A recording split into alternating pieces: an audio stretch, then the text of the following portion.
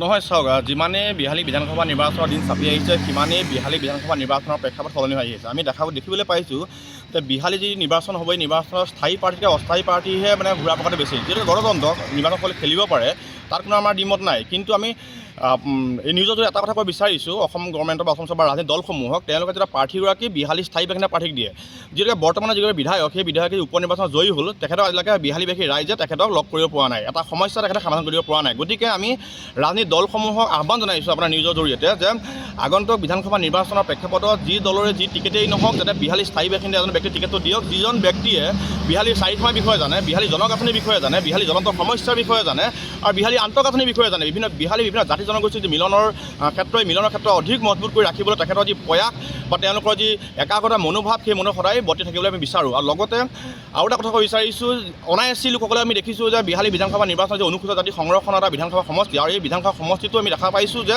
অনাএছচি লোকে নিৰ্বাচন খেলা যুঁজা চলাই আছে। গতিকে আমি তেওঁলোকে স্পষ্টভাৱে ক'ব বিচাৰিছোঁ যে অনুসূচিত ছাত্ৰ সন্থা ইয়াৰ ওপৰত উচিত তদন্ত ল'ব। ইতিমধ্যে আমি তথ্যসমূহ কালেক্ট কৰি আছোঁ।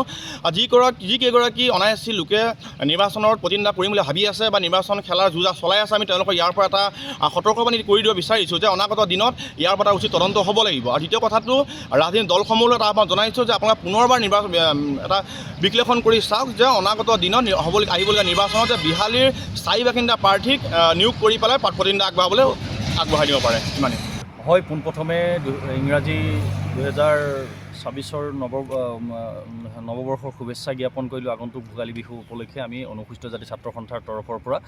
আজি আমাৰ সংবাদ মাধ্যমৰ যোগেদি আমি এটা কথা অৱগত কৰিব বিচাৰিছোঁ যে অহা 12 তাৰিখে আমি জিলাৰ কাৰ্যনিৰ্বাহক আমাৰ দিয়া হৈছে আৰু লগতে তাত আমাৰ এখন সংবাদমেল আয়োজন কৰা হ'ব।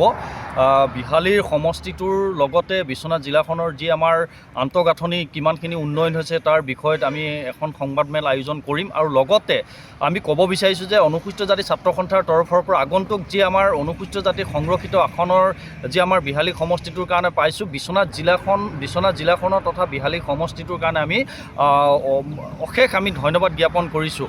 আৰু বিশেষকৈ কথা হৈছে কি, বিভিন্ন প্ৰকাৰে পৰোভূমি চৰাইৰ দৰে আহি এই বিহালী সমষ্টিটোত বিভিন্ন অনুষ্ঠান প্ৰতিষ্ঠানত জড়িত হৈ তেওঁলোকে ইয়াত টিকট ল'বৰ কাৰণে তেওঁলোকে ব্যৱস্থা কৰি আছে।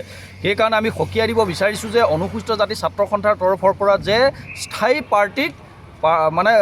ব্যক্তিক ইয়াত প্ৰাৰ্থিত্ব প্ৰদান কৰিব লাগে বুলি আমি দাবী উত্থাপন কৰিছোঁ। আৰু যদি আমাৰ এই দাবীসমূহ প্ৰত্যেকটো ৰাজনৈতিক দলে যদি মানি নলয়, অনাগত দিনত কিন্তু আমি বৃহৎ আন্দোলনৰ কাৰ্যসূচী হাতত লোৱা হ'ব। এইটো কাৰণে যে যিজন ব্যক্তিয়ে প্ৰাৰ্থিত্ব পাব তেখেতে বিহালী সমষ্টিটো চুক কাণ চিনি পায়। আজি দেখা পোৱা গৈছে যে যিগৰাকী বিধায়ক জয়যুক্ত হ'ল তেখেতক ৰাইজে লগ পাবৰ কাৰণে হাবাথুৰি খাবলগীয়া হৈছে, এনেকুৱা এটা সমস্যাৰ সন্মুখীন হ'বলগীয়া হৈছে।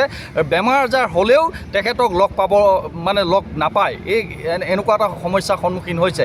যদি বিহালী সমষ্টিটোৰ স্থানীয় প্ৰাৰ্থীয়ে যদি প্ৰাৰ্থিত্ব নাপায়, তেন্তে বেলেগৰ পৰা যদি অহা ব্যক্তিয়ে ধৰি লওক টিকটটো পায়, তেন্তে হ'লে আমাৰ ৰাইজৰ যথেষ্ট অসুবিধা হ'ব। এই কথা পটকৈ আমি প্ৰমাণ পাইছোঁ। সেইকাৰণে আমি সকীয়াই দিব বিচাৰিছোঁ আৰু যিকোনো দলৰ নেতৃবৃন্দক যাতে স্থানীয় ব্যক্তিক প্ৰাৰ্থিত্ব দিব লাগে বুলি আমি দাবী উত্থাপন কৰিছোঁ।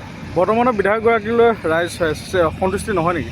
নাই, বৰ্তমানৰ যিগৰাকী বিধায়ক জয়যুক্ত হ'ল 1.5 বছৰৰ কাৰণে, তেখেত কিন্তু বিহালী সমষ্টিৰ ৰাইজে যিকোনো এটা সমস্যাৰ সন্মুখীন হ'লে বিধায়কগৰাকীক লগ পাব বিচাৰে। আজি সেই বিধায়কগৰাকীক লগ পাবৰ কাৰণে ফোন মাৰি থাকিলেও তেখেতক লগ নাপায়, তেখেতৰ ঘৰত গ'লেও তেখেতক লগ নাপায়। আৰু এটা বিহালীৰ 1.5 লাখতকৈ অধিক ভোটাৰ্ছ থকা এটা সমষ্টিৰ ৰাইজৰ কিমান অভাৱ অভিযোগ আছে, এই অভিযোগসমূহ তেখেতক অৱগত কৰিবৰ কাৰণেও লগ পাব নোৱাৰে। এইটো এটা অতি দুৰ্ভাগ্যজনক আমাৰ ৰাইজৰ কাৰণে। সেইকাৰণে আমি স্থানীয় এজন ব্যক্তিক আমি প্ৰাৰ্থিত্ব পোৱাটো আমি আশা কৰিছোঁ। যিকোনো খবৰৰ বাবে যোগাযোগ কৰক আমাৰ এই নম্বৰত 9181 307 221।